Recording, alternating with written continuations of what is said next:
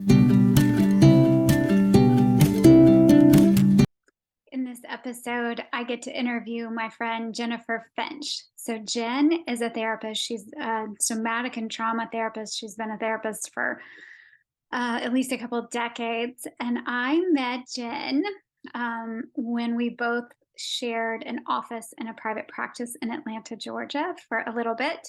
We were both at the Atlanta Center for Wellness. And I immediately loved Jen. She's just such a warm, fantastically wonderful person. She's a bright light in the world. She's a real healer, which not everybody that works in the industry of counseling and therapy and psychology, I would say, is a deep healer like Jen. She also teaches courses. She's just really amazing. And in this episode, we talk about the difference between awareness and kind of mindfulness and embodiment. We also talk about somatic experiencing, and she does this experience so we can experience a little bit of what she's talking about with embodiment. It's fantastic. You gotta give me some feedback, but I think you're gonna like this one a lot. So Jen's website is BeHereNowMindfulness.com, and on Instagram she's Be Here Now with Jen. And I think you are going to want to find her and check out her stuff. But I'm going to read you this because Jen on her website, she talks about this time in her life. It was literally in a storm on a sailboat. So she was an undergrad student in 1993.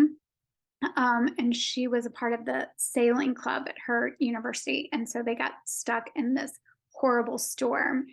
And she survived, obviously, but she talks about it was as if life itself had reached into my rib cage and squeezed my heart into full vitality, allowing me to let go of my grip on everything inconsequential, even my very own straitjacket of anxiety.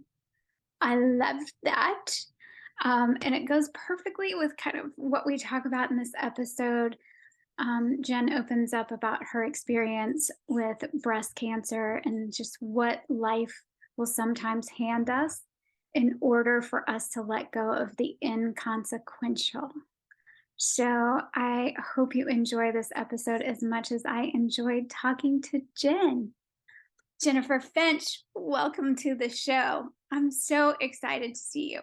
I'm so Thank you. excited to talk to you too. Yeah, thank you for having me.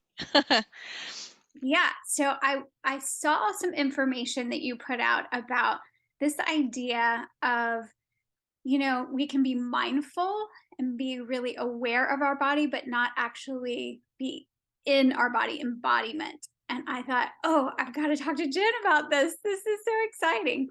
So you can start anywhere you want, kind of talk about your journey up to kind of learning more about the embodiment and the work that you're doing now. Because you've been a somatic trauma therapist for a while. So this felt a little different, a little newer, but yeah. Yeah, it's a big question, and I think it might be easier to go at it through an experience, which we can do, maybe for you and whoever's listening, because it is so somatic, right? That's the nature of somatic exercises, is that it reopens the right part of the brain, which Dr. Dan Siegel, actually, if you follow his work, he says the right brain is the body, which I think is really kind of illuminating. So that's where we're largely missing in this westernized culture, I feel like. Even in the field of meditation and mindfulness, I think that we are still going at it from a very left-brained, very cognitively based or analytical,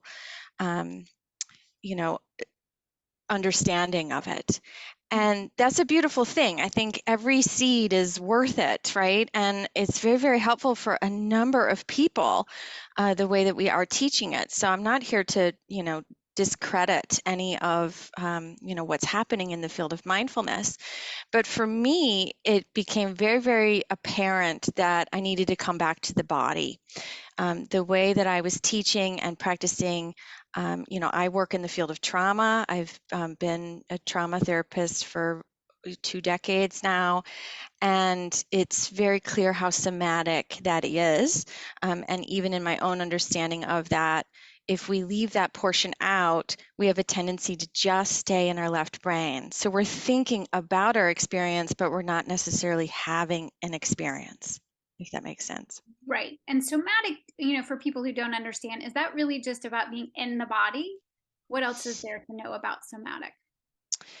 Yeah, it feels different. That's all I can say, right? It just feels. So I teach classes, and many people are very, what they would say, embodied. I have a lot of yoga instructors, a lot of dancers, a lot of people who you would think are very in their body. But most of us leave some portion out. We're not aware of that. And many of us gravitate towards meditations that enhance where we are already open. So Right. interestingly, Mhm. uh-huh. Interestingly, if we live in our head, we're going to be attracted to more shamatha or more mindfulness-based kind of cognitive MBSR. And MBSR is now adding a somatic component, which is wonderful to see.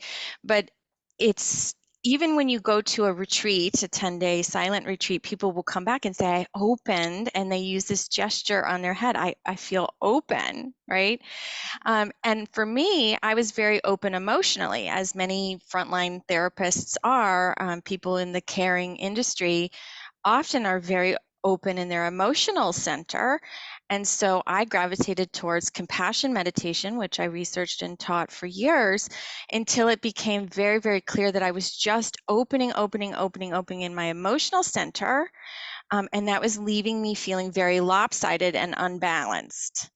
I was not balanced in physical sensation or in my understanding of what was happening. And so I just kept opening out of that. And it became very clear.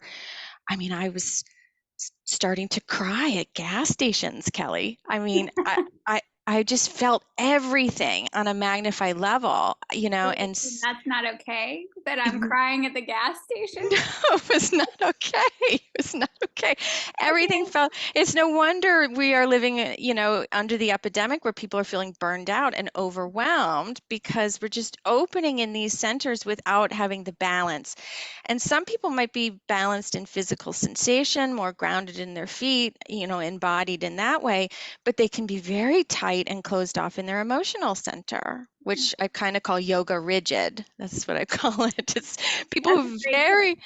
Yeah. they can walk and they can feel grounded, but they also can't tolerate slight emotional waves in their system.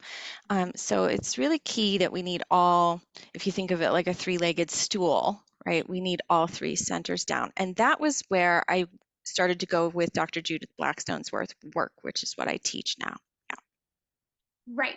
So tell me more about that work. Okay. What does that look like? And yeah, I'd love to do an experience because that's amazing.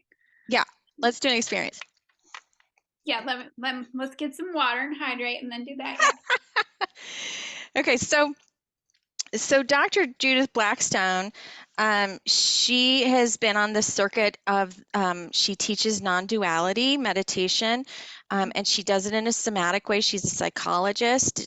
Her husband is actually on the forefront of the neuroscience industry through NYU, and has brilliant papers out there, way beyond what my comprehension will ever be, on trying to understand where the signature in the brain is of where, unconsciousness, where we can become conscious of this field that we are all connected to. So it's just fascinating.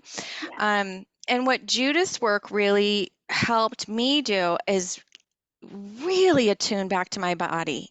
So I've done body mind therapy for 20, we used to call it body mind therapy back before we didn't have a word called mindfulness or a household word for what we were doing.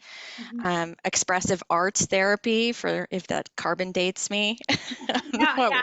Well, it resonates for me. That's what I remember calling it. That's Yeah. what we used to call it, right? Well, we did drumming and we did drum circle, all these Movement, things. art, it brought Yeah. all these things into healing. Yeah. Right. We had a lot of fun. We did have a lot of fun. It was. Um, so, I've always kind of brought that holistic view in, but it wasn't until I met Judith that I realized how disconnected I still was, right? So let's do an experience. So what she does is she takes one word, awareness, and she changes it to inhabit. So that's all she's doing is just changing one word, but it will change if we allow it to. It will change the entire experience of it. So awareness is a word we might be familiar with. It is how we're teaching mindfulness meditation now, where we can become aware of our body or aware of our feet or aware of certain aspects of our body wherever we're pinpointing and placing our awareness. And that's a very top-down processing. It's still very left-brained. And actually, if you follow Dr. Richard Davidson, who's one of the trailblazers in meditation now. He wrote a book called Altered Traits. I actually have it right here, which is why it comes to mind. He wrote it with Daniel Goleman, and they proved that when we do this kind of top-down awareness in that way, it's still activating our left brain. Which is where we can get into trouble because, people become hyper aware there and then get in a closed loop circuit. And we can't understand why we're ruminating and obsessing and, the overthinking patterns. Okay, so let's try this. Ready? It'll take, I call these meme exercises because they're only about a minute or so. Okay. So come sit with your back straight, and you can close your eyes if you want to, if that feels right, and just rest your hands in your lap.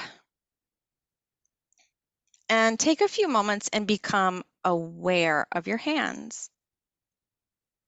So as you do this, you may experience the temperature of your hands, how hot or cold they are. You may experience how relaxed or tense they are.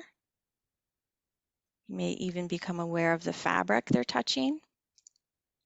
And this is becoming aware of your hands. Now, enter into your hands, inhabit them. Feel that you are the internal space of your hands. Feel that you're living and present within your hands. Let yourself feel that you are the internal space of your hands.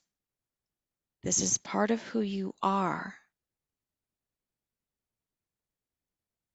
And then relax. So what do you notice? Well, it got hotter and heavier when I inhabited, or when I was like, okay, I'm being to go from just being aware to Mhm. moving into it was really it was pretty subtle shift, but still like I can't even describe it, right? It was it was just different. It is different. It's very different, right? I have Judith actually tells a story. I hope she doesn't mind me repeating it here, but she talks about a gentleman that she worked with for years, right? And then finally, after years of working with him, he kind of got an aha moment where he said, this is going to sound strange, but it feels like for the first time, my hands fit inside of my hands. Mhm. Right? So some people experience that. Some people experiencing a tingling or a vibration. Some people describe it as feeling fat, like going to the dentist, kind of fat. I had one client, we did the same exercise, but with the feet, and she said she felt like she had hobbit feet. Uh-huh. Uh-huh. And that's important because it feels that we can feel that expansion, that we can take up that space, that we matter, and that we can feel that we can take up that space. And we can really feel the boundaries of where we are when we do that work. It changes everything. Wow, it's really, I mean, it's really powerful. Yes, all of those descriptors made sense to me. And there's also something about, like fat, like feeling it just felt like bigger. And, Hmm. but also something about when you said, being in, like taking up that space inside of the hand. It was just a very interesting sensation of being more who we are in the body. Like Hmm. that's really cool. And so it's quick. Like these are things that people could do. And you teach whole classes on this. So I'm just curious about how that expands out for people that are practicing. Because I've done a lot of I did mindfulness based stress reduction um, training and did that as a therapist. And it can make a really big difference. Just the awareness can shift some things, but then to what is this starting to look like out in people's lives? Like what shifts for people? Um, I can't speak for everyone, but I can notice in my client base, um, it sounds really far out what we're doing, right? We're working with different dimensions, really. I don't think that Judith would ever, claim any metaphysical claims, or even any kind of quantum psychology claims, Mhm. but it is an energy, right, that we're feeling. And we can then attune to vaster dimensions of what this energy is. So in, different qualities that we can bring in and understand them. And people get it because it's an experience. I would often say, don't take my word for it, just try it and see what happens to you, Right. right? And be open to that. In fact, I always encourage healthy skepticism, and it may not be for everyone, but I have seen radical shifts in my clients. And these are clients with deep, deep, severe trauma, the population that I work with, where they have been somewhere along the line severed from their body, on a spectrum of disassociation and somehow managing and functioning their incredibly complex lives from that disembodied state. And when they come back to this sense that they can really feel themselves and trust that they can feel themselves, um, they pivot on a dime. Their whole world changes. Yeah. Yeah, I can see that. It feels very quantum to me. Hmm. So, I'm wrapping up a quantum biology certification now, so I'm geeking out there, but that's what it feels like to me. It really feels Hmm. like you're in that space, kind of like what you were talking about with Judith's husband, who's Hmm. on the forefront of kind of figuring out this, because what's happening at the subatomic level, these subatomic particles, that's kind of what I was feeling in my hands. Like Hmm. you're a part of something much bigger, and yet it's grounding at the same time to be Hmm. in this body. That's Hmm. really quite amazing, I think. And I guess I still am kind of just curious about consciousness and how this relates to consciousness. Not that anyone's ever come up with a definitive answer on consciousness, but like, what about this, or what I might call soul? Like, Hmm. what what are your thoughts here about the soul and consciousness? Well, let's tackle it. I love this, Kelly. We're just going right in. We're going to plunge into the depths, right? Yeah, yeah. Yeah. So Judith has us tap into this field, right? So I teach an aspect of her work. She's a huge, large umbrella of work called the realization process. And one component of that is the healing ground. And what I like about the healing ground is that it's relational. It gets a bad rap in the community because people say it's the hardest. It's hard because we're dealing with relational yeah, contexts, which people are hard, right? Yeah, Even our relationship with our own self is hard. So yeah. that's where it gets. But the psychologist in me really geeks out on that, because most of our trauma and our understanding that we came to was in a relational context. And I think that's where the healing needs to come from. I agree. So, she expands us not only into a non-duality that we can get out of this kind of black and white rigid thinking or self and other kind of thinking. She brings it into a more three-dimensional or even four-dimensional way that we can attune to this gigantic field around us, which is what she calls the healing ground. So it's not ground like ground under our feet. We think, logically, or we go back to 7th grade geology class and we're trying to think constructively, what is the ground? It's not a construct like that. And it's not even like in the classical terms of psychology where we say grounding or get grounded, right? Where we feel grounded. It's 360 degrees, like a gyroscope, all the way around us. This healing ground, which she calls fundamental consciousness. Aha. That makes sense to me. Mm-hmm. Uh-huh. And again, feels far out, right? But we can attune to it. We really can feel it. So people, I teach a 6-week introduction course, and after 6 weeks, people really can feel this ground, this aspect, right? And it's not something that's separate from us. We are that space. And so when we open in that way, I think it's so impactful in our healing, because many people didn't feel supported, right? They continue to go through their lives where they don't feel supported. And when we feel like we have this aspect, this huge aspect that we're connected to this field, it can be already incredibly healing, if that makes sense. Yeah, absolutely. And that's exactly how it that's a wonderful way of describing it. I haven't heard the healing ground. That's interesting. And it makes sense to me that the hardest, like in quotes, right? Like the way that we think of is going to be relational. Mm-hmm. And I'm 100% on board with, in order to heal, we were wounded typically in a relational, even if it was to ourselves. So healing is going to be relational. Mm-hmm. Can you talk about that just a little bit more, about kind of what that looks like in actual practice? Yeah.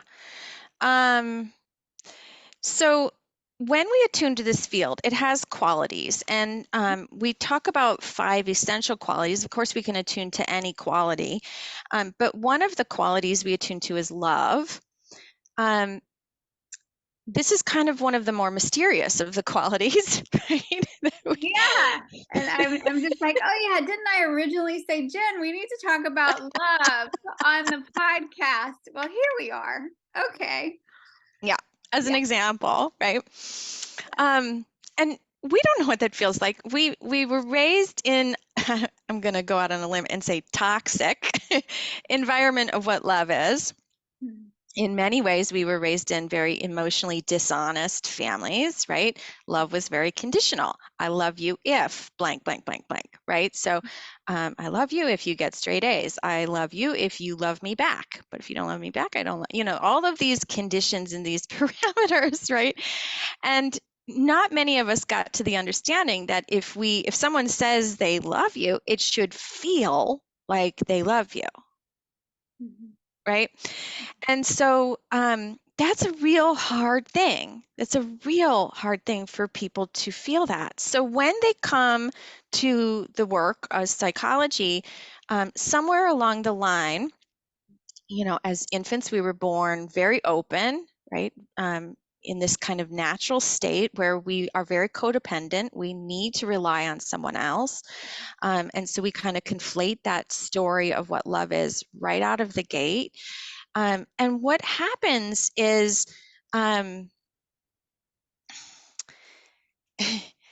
somewhere along the line, that got broken, right? So even by our teens, we have some spectrum of self-doubt, self-loathing, self-detriment, all the way back down to self-hate, right? where we feel, and psychology is kind of dampening, closing in on this, why infants are born in such an open state, and then we feel somewhere along the line life is suffering, right? Mhm. Something happens to them where they get on this spectrum, right? And so when we attune to this quality of love in the field of fundamental consciousness, it makes that really hard to believe that I don't love myself, right? Mhm. It We can feel it. We can feel love in our chest.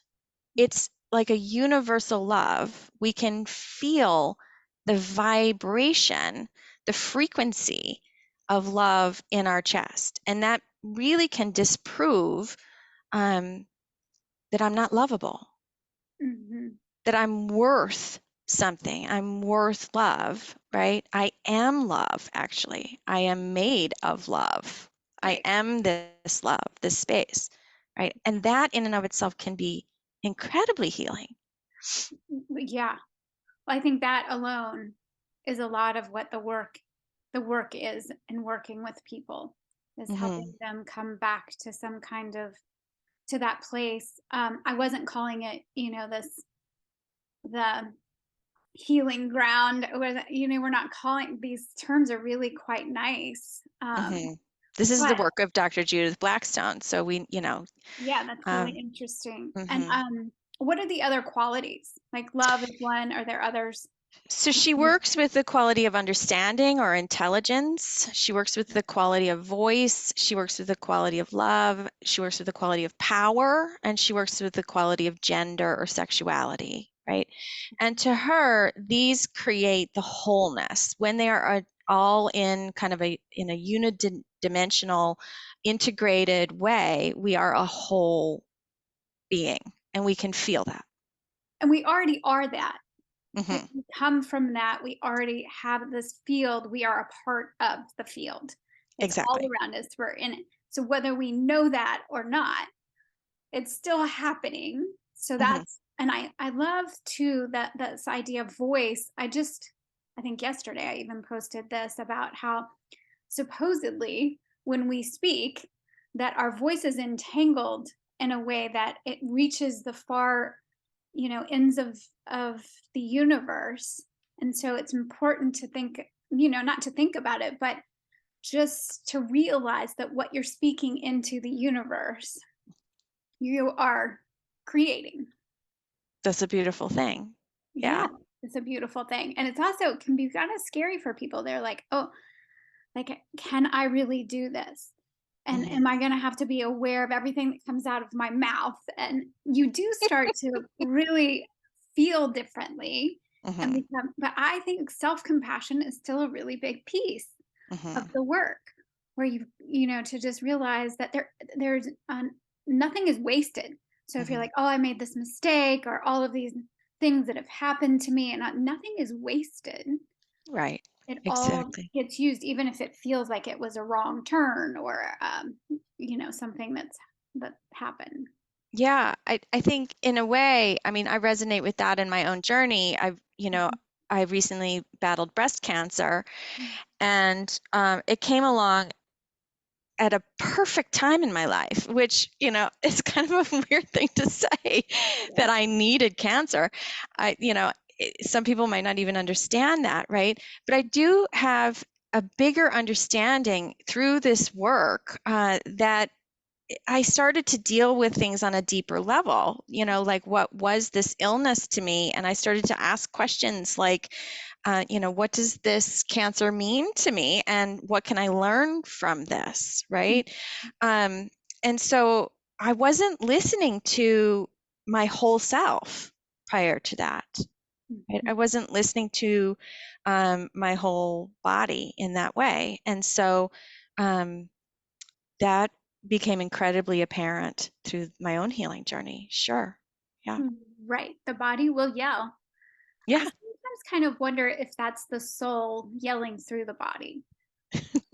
I don't know. I don't know Car- why I sort of karmic. Uh-huh. I don't know why I Yeah. picture it that way. It's just sometimes when I'm working with clients, it just seems just so obvious to me. Mhm. that, some whatever soul may mean to you, it's this part of you that is connected Mhm. to universe, life force, energy, like whatever that is really trying to get your attention through the body. Yes. Yeah. And when we're not listening and we're doing all the, because you are already a trauma therapist, teaching all this really cool stuff, doing a lot of mindfulness, being aware, so you are already doing a lot. And so for your body to get your attention, to say, oh, Mhm. there's this whole other part that you're not aware of, I'm gonna speak really loudly through. Exactly. It's not like it hadn't tried before, right? There were many dotted, tragedies along the timeline of my life. But yes, the messages just get bigger, right? And, our disease states get even more apparent to us if we don't listen in that kind of way. So we could call it a high self or, a spark of divinity, whatever we really want to call it. But it just becomes very clear, right? So I am more interested these days in the intersection of psychology and spirituality. I don't really see a difference. I think if we're opening psychologically, we're also opening spiritually in those ways. So that's where I am. Yeah. Yeah, you look fantastic. So on Thank your you. journey, are there other things that you're feeling like were really big lessons, like are things that you wanted to share with people?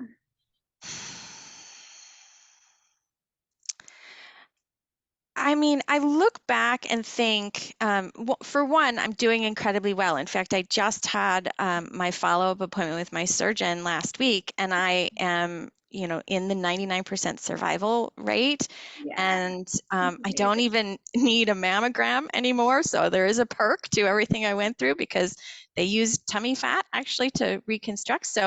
Um, so yeah, I think I feel incredibly well. And I also look back and think, um, all of the work I had done prior on myself, was that a reason why I, am in the category that I'm in, right?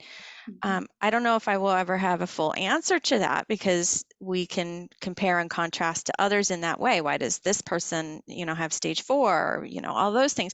So I think it really just comes down to your own personal meaning making of it, which is what um, we love to do in our brains, but I think it has to make sense to you where that is, right? So Mhm. um, all of it is the journey. It's all of it is the curriculum, and sometimes we feel like we go off course or off path. There were a couple times where I got really, really into the neuroscience of things, and then I realized this isn't jiving with me.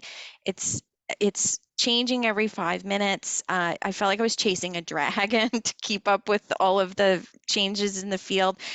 And I just kept coming back to what I know and what I feel. And I was even teaching classes on the neuroscience of meditation, and I'm still incredibly interested in it, but I feel like I can let go of a lot of trying to collect the data, right? To kind of even hoard the information to feel like I need to understand it in order to teach it.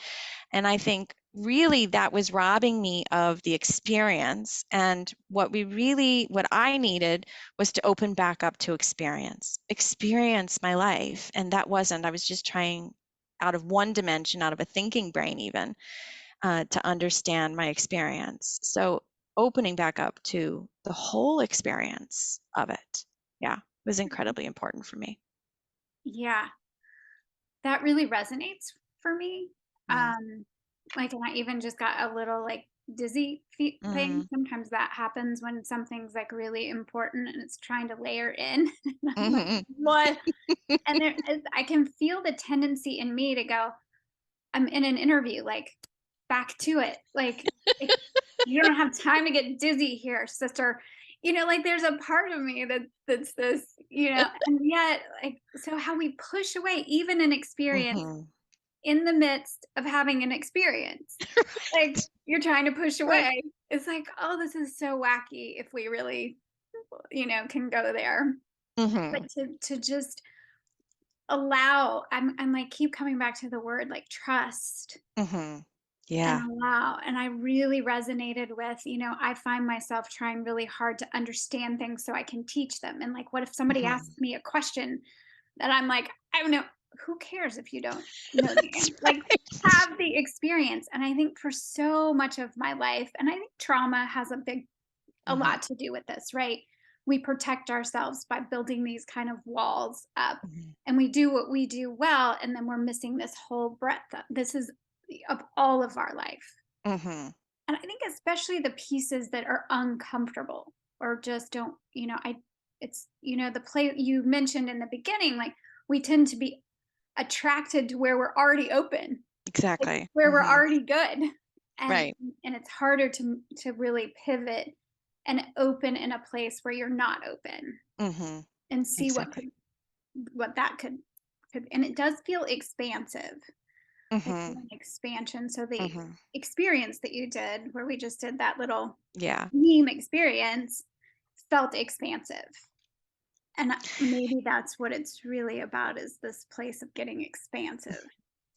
It is expansive and it's also unified, right? So it's unified in a whole integrated way, which makes all the difference of feeling like you're in a whole body. So I think we get into a very new agey problem, even in the world of psychology, when we're working, you know, in one dimension to solve another dimension. So for example, let me see if I can think of it. There's actually a story. There's actually a story. I think it's a Sufi story. Ooh, I like Sufi stories. I don't know. We'll have to go back and look it up. If somebody knows, they can let me know. But there's a Sufi story of, somebody wants to go and hear how they're going to heal, right? They want to go to the Sufi master. They ride their camel through the desert for 2 hours to get to where the Sufi master is, and he's going to have all the answers for him, right? So he's incredibly excited to get there. And when he gets there, he gets off his camel and he doesn't tie his camel up because there's nowhere to tie his camel up, and he's impatient and he really just wants to go in and so excited to see the Sufi master. And so he leaves it up to God to take care of the camel. And he goes in and he spends, half the day with the Sufi master and gets a lot of insight, a lot of realizations occur. And then he comes out and his camel is gone. And the Sufi master says, "Where's your camel?" And he said, "Well, I left it to God."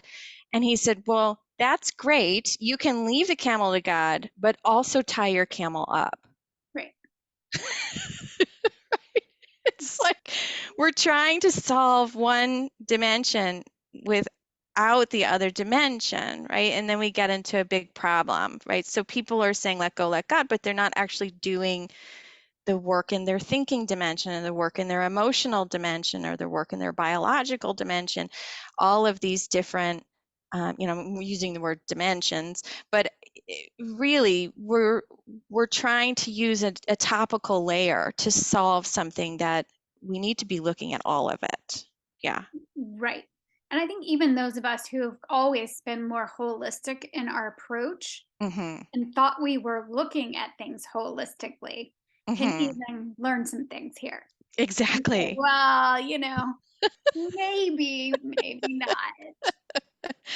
Right. Like if I just think about money, is it going to appear? Right. Like some people really believe that, but I think there's we're getting into kind of problematic areas when we do that, right? Or we're using meditation practice to do something, right? To create something.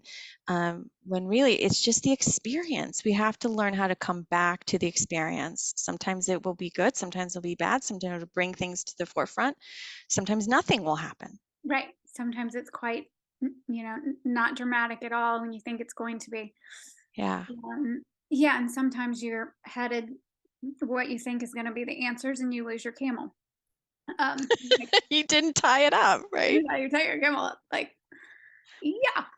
And for some reason, I keep kind of coming back to this place. I feel like I don't know why. If maybe somebody listening may feel like I don't know how to be completely in my life. Like there Mm, are aspects of my life that I just have to keep I'm trying to kind of tap into it just for a second and see what it is because I'm almost picturing this like just on a hamster wheel of life. I Hmm. remember when my kids were little and my feet would hit the floor in the morning and I was like, "Oh, it's time to make the donuts," like from that Hmm. commercial. And that Yep. was not a good thing. That was just like this hamster wheel treadmill of like life. And somewhere, and I do think meditation kind of helped shift for a bit where I would say, okay, my feet are going to hit the floor. And I'm like, time to make the magic. Like, Hmm. you get to have another opportunity in this next 24 hours, possibly. You never know when your last breath will be, but like you get Right. this opportunity. So I don't know if you have some thoughts about that, if maybe people are in a place where they're just struggling to be present in their life. I think we all start where we are and then we begin again. Yeah. Yeah, yeah, it's exactly what's happening. Yeah. I think it's really permission giving to start again, right? Even in a moment, 1,000 times. Thich Nhat Hanh said beginning anew was the term that he used, which I loved. And it became a mantra when we are in that caretaking role, it can be incredibly hard. And so it was like, I'm going to start again, right? I'm going to start again. I'm going to start again. And as many times as we need to, we just keep holding ourselves to the ground in that way. Um, and I think it comes with time and it's not effortless, right? We do have to apply effort. It's really, really hard work. And so, we can keep making excuses, but I think eventually we get to the conclusion that there's no cavalry coming to save us. It's not anything external.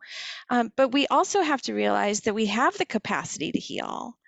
And we already have everything that we need to heal in many ways, right? I'm not discrediting Western medicine. I believe in that too.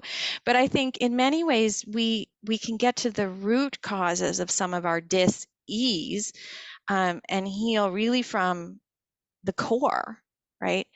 And from there we let go. That's where we can disentangle ourselves really from that. So, Yeah, you know, disentangle is probably a better word even than surrender, right? Because yeah. there is work to it. You're getting yourself untangled. It's Hmm. not necessarily the easy, and I do think there's an ease when there is a flow, Hmm. like the with the exercise of embodiment. There is like a connection where there's more flow, but it's not Hmm. like it's not work. Right. Yeah, if that makes sense. That might have Yeah. just totally confused some people, but Yeah, I get it. I mean, it is always work, but it can be enjoyable, right? Um, well, I can't think of anything better than healing. right. The opportunity to do deeper healing. So Hmm. when something comes up and it's really uncomfortable, I don't want to look at, it's just hard, there's suffering. Hmm. To realize that in that there is also going to be an opportunity Right. for deeper healing, more understanding, um, more love. That's where I find like the most love Hmm. is available if you realize, and it's already available. You are already love. It's already there. You're already there. Right. Right. And it's not about believing it. It's about No, feeling it. And then when we feel it, we know it. So it's even below feeling. Yeah. right. I think it's even faster than feeling. Hmm. When I think about, speaking of quantum and Yeah. like the subatomic level, it's faster Yeah. than anything you can't wrap your brain around it, right? These are Right. Right. Right. It comes before.